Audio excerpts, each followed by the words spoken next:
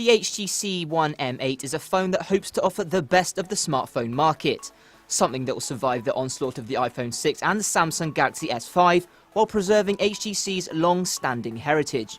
Through a clever combination of technology and design, it appears the company has managed to do just that. The result is something that can compete with Samsung on the technological front, yet still stand toe-to-toe with Apple, arguably the producer of some of the best-looking devices of all time. The M8 is a phone that's as much about premium design as anything else, building on the philosophy of last year's model while improving in just about every area. The metal chassis is still there and now makes up 90% of the frame, up from about 70% previously. This is probably the most striking visual change, and it's one that makes you feel like you're holding something incredibly premium in your hand. The really good news though is that the M8 comes in a micro SD slot, offering a cheap and easy way to boost the 16 or 32GB of onboard storage up to 128GB. The HTC One M8 is running the latest version of Android 4.4 KitKat, making things speedier under the finger, introducing transparent menu bars, and bringing greater prevalence of full-screen apps. The quad-core Snapdragon 801 under the hood is exceptionally quick, and coupled with 2GB of RAM, you're unlikely to see any slowdown even if you're a multitasking machine. When it comes to blink feed, HTC reckons it's brought a decent upgrade to Sense 6.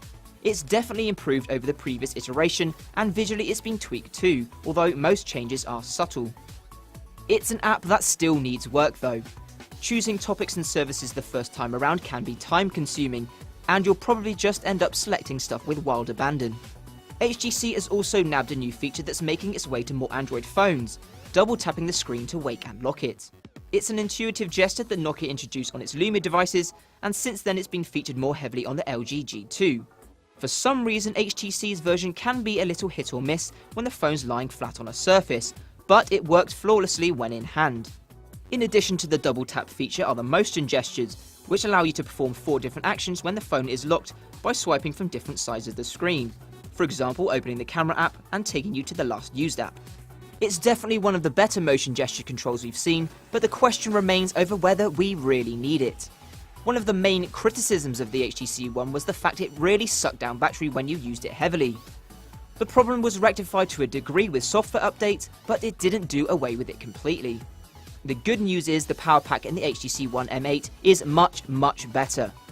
We'd wager you'd easily get 2 days medium usage out of it, and the new quick charge ability means you can top up quickly once things do go into the red.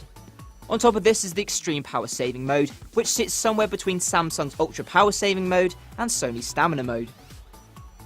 Other than design, the new duo camera on the M8 is the feature that will mark it out from the competition. Yes, it's still the same ultra pixel technology from last year, and it's not seen much of a bump in the megapixel space, but the overall output is much enhanced. It's the new depth sensor that really makes the difference here, allowing you to refocus images after you've taken them and giving you a huge level of control over your photos.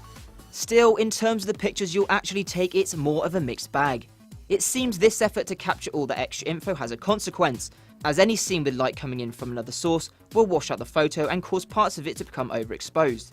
This isn't to say the M8 isn't a fine camera phone, because it absolutely is.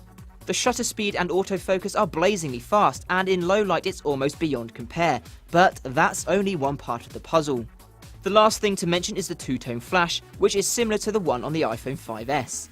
This gives a much more natural illumination, especially for skin tone. HTC has gone to great lengths to talk up its improved speakers on the front of the device, which it needs to given the added size needed to house them. The good news is they're so much better than last year, and the original one's sound wasn't bad at all. Audio is clearer and richer, giving a clean overall sound even when pumped up to maximum volume. Still, we're not 100% convinced by boom sound. The speakers are great, but they add a lot of height to the phone, and we wonder how much use you'll get out of them given modern smartphone use. The HTC One M8 is not completely without flaw. The camera is disappointing in some areas, and there are a couple of places where it feels like HTC has tried to do a bit too much or be too overcomplicated. But that and poor naming aside, the One M8 is a phone that takes the superb DNA of last year's device, improves it in nearly every way, and then packs it full of all the latest technology, and still finds space to stick a micro SD slot. Fresh from making the best handset of 2013, HTC has managed to do it all over again. If you want a phone that looks the absolute business in the smartphone world and builds in some top-end features, we'll wager you won't do better in 2014, unless Sir Johnny Ive has something absolutely spectacular up his sleeve.